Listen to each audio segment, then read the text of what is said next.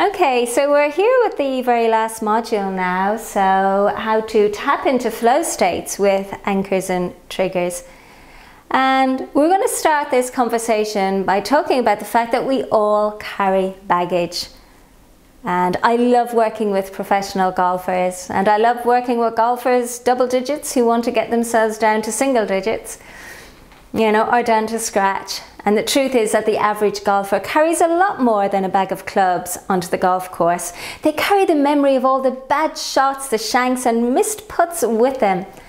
And the worry of another poor performance can wreak havoc with their game. But they aren't the only sports professionals that carry baggage. Every other athlete also carries baggage that they bring with them from so many different areas of their life, whether it's from home, work, social, or the mistakes that they have made on the field or on the green. Now, regardless of what sport you play, thinking too much and trying too hard can wreak havoc with your game. But let's narrow it down. Just thinking about the outcome and trying too hard to make the shot can wreak havoc with your game. And one of the golden rules of peak performance in any ball sport is to never make any assumptions about the shot you're about to take, because you see, every shot is just you, the ball, and the target.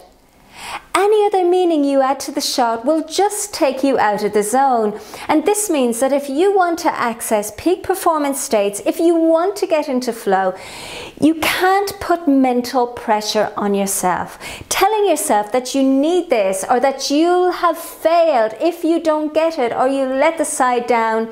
Well, that negative self-talk is just going to stop you from getting to where you need to be. Now, as humans, we are at a distinct disadvantage because our brain has been built to keep you focused on what can go wrong. And there are two reasons for this.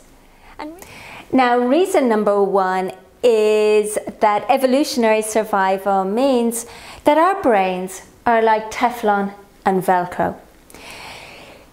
Teflon for the positive and Velcro for the negative. So memories of the good things just quickly slip away, and memories of the bad stuff just stay stuck. And evolutionary survival has programmed us this way. And the other reason why we focus on what can go wrong isn't because our brain wants to sabotage your success.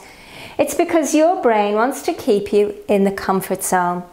Now, mental toughness training is about taking you out of your comfort zone and helping you to find what we call your growing edge. Now, if you don't develop mental toughness, your brain will quickly take you into the past and remind you of all the shots you've screwed up, or it will take you into the future and remind you of how important this one is for the scoreboard. Now, this stress created by the inner critic will interfere with the fine motor movements required to be on target, and fear will infect the ball, the muscles that take the shot, and ultimately your game. So at the end of the day, you've got to ask yourself, are you going to be at the beck and call of the external events and the internal distractions? Because you now have the knowledge you need to make sure that you no longer have to be at the beck and call of limiting beliefs, sabotaging thoughts, fear, anger, frustration, or any other unhelpful emotion. And the beck approach is to build your belief and your expectation, and to communicate that knowledge to yourself and be your own coach, and to realize that your best will always be good enough. Because you now know that you can intuitively switch between your practicing brain and your playing brain, between your two mental muscles, your giving in muscle and your resistance muscle, that you can switch from your reactive confidence into your reflective confidence, and that you can develop the rapid energization and rapid relaxation skills you need to meet the pressures of the game. And you now know that just as you have worked hard to condition your body, building your strength, your endurance and your stamina, that you can now add some very simple mental routines that will only take you 30 or 40 seconds to add into your game, so that you can have that mental toughness, that mental endurance, that mental stamina you need to manage the pressures of the game. Because without Beck, without the belief that your best is always good enough, without the expectation that you'll tap into flow when you need it most, without the ability to communicate back to yourself, to shut down that sabotaging, that inner critic, and to be your own coach, and without the knowledge of knowing that your best will always be good enough, well then you may as well call it a day. And let me remind you of one of the little mantras that we used at the very start of this course.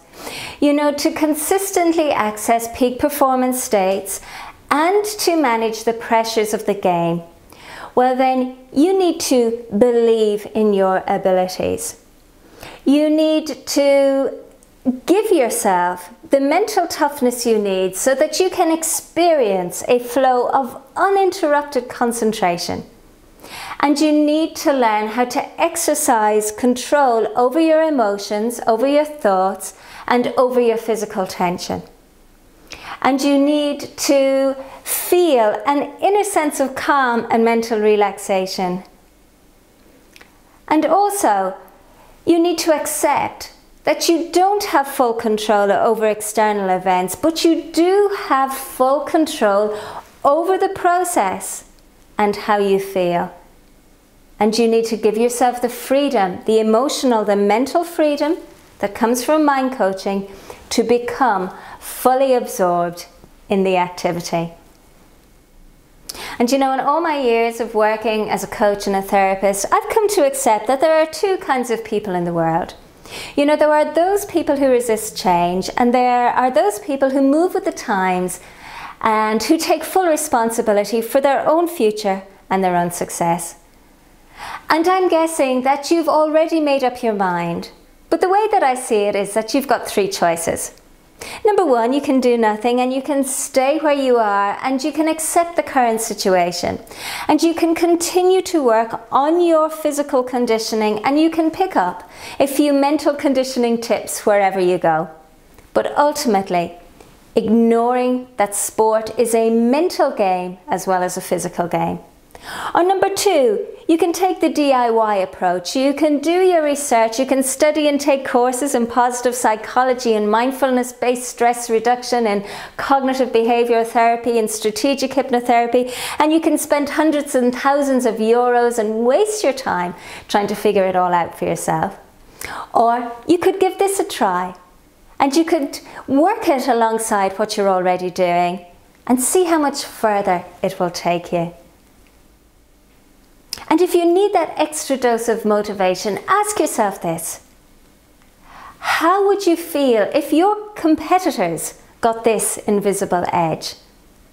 And how would you feel if this time next year you had missed out on the opportunity to condition your mental muscles in the same way that you've conditioned your physical muscles? Or how good would it feel to have a balance of physical and mental strength, stamina and endurance to manage the pressures of the game? My name is Susan Wallace and I'm the Invisible Edge Coach, and thank you so much for being on this course with me. Bye for now.